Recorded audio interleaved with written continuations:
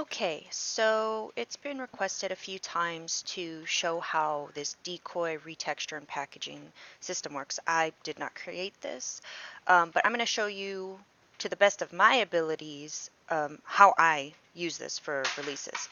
So I'm getting ready to package up my Uber release for this month. And so one of the first things to do is you'll have two things. You have a texture and rename tool, and then you have a packaging tool. So the first step is the texture and renaming tool, and what I do with that is um, I drop this one right here, rename and texture original, and you just drop it right in there so that the script knows how to rename everything. And then you'll want to, at least the way I have it set up for me, I just name the meshes by the body size. So this would be Freya, because what's going to happen is it's going to take it inside of this little pink box I have marked over here, and it's going to rename each mesh. So we've got Maitreya, we've got Freya, we've got, yes, okay. So then I would take a copy, bring it in my inventory. I've already done this part so that we can just kind of skip past all of that.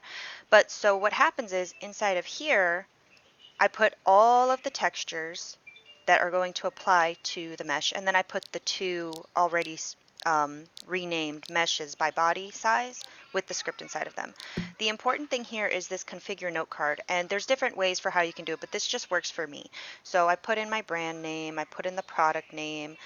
What's really important is right here. So because my meshes, they tend to be more complicated when it comes to faces and everything that I do. So I have to be careful with how I name things. I name them specifically in this order. Um, the numbers in these are not really relevant. That's just something I use for myself to keep myself, hold on, I'm spacing out for a second. To keep myself organized when I'm scripting the HUD. But what is important is the first word and the second word, because if you'll notice, this is the color list. These are all the colors that I offer. So white, gray, all the way down through eggplant. And you'll see that I've named them exactly the same. Now, they don't have to be case sensitive by capital letter or lowercase, as you can see right here. I just have them like this because this is exactly how it's going to print it out onto your title. So you just need to make sure that you see how this says thigh. It's going to pull on these, and then it's going to apply it to the first number is the link set number, and the second one is the face. So you'll notice that I have the root prim and then the link set. So you have 1, 2. So it's targeting number 2 mesh, and then it's targeting face 3 for the thigh.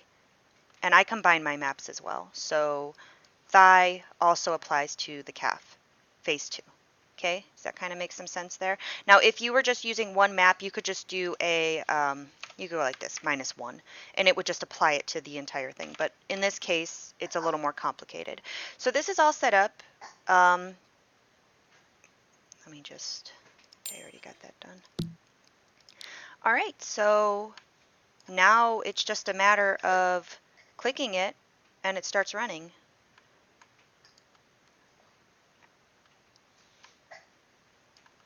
And it just pops out each color mesh. Now, because there's so many meshes, Second Life is having a hard time showing them all on my screen. However, if I go here and I just select, you can see that even though they're invisible, they are there. That's just a Second Life thing. So what I would do next is, oh, this is the other thing. So I wanted to show you. I've mentioned Ztake a couple times on and off in a few Gaiazos, but I figured to show it right now. So after this is done and it's popped out all the meshes, I've made a macro for Ztake on, and I just click it, and you'll see it starts going.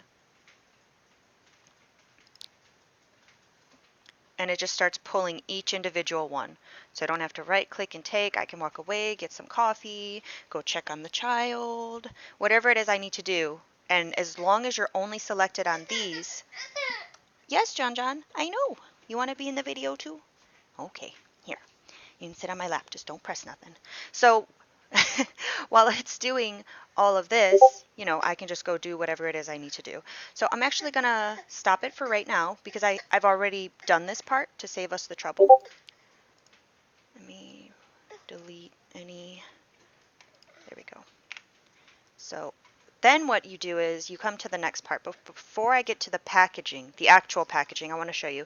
So this is my little Pie Guy package guy, whatever you use, whether it's a HUD, unpacker, or whatever you use to box your stuff. This is the next part. So you need the, it's gone. Okay. You need one more script in the product box.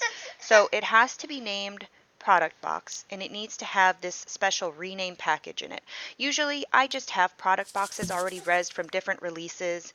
It usually already has it in there, so I just kind of pull it out and just rename and change a few things. But anyways, so you'll want this to be called exactly like that, product box. And then everything that you want inside of, these are going to be your single colors, white, black, whatever, pink. So I have everything in here that you would normally need. I have the essential HUD, I have the ad, the landmark, informational card, the unpacker scripts, and all of that. And then this. This is really important. So then you take a copy of that. Now I have one hand, so it's kind of difficult to navigate. Bear with me.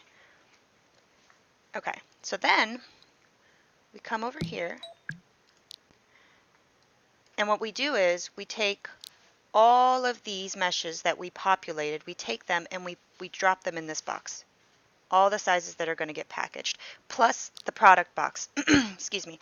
So this is the product box that we took over here, or we were supposed to, with the script in it. And then inside is this note card, and you will customize this one based on your brand's needs and such. So this is the prefix, basically, for what I use for all of my stuff.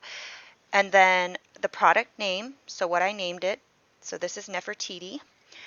And then you just need to have your color list down here. Now remember, all of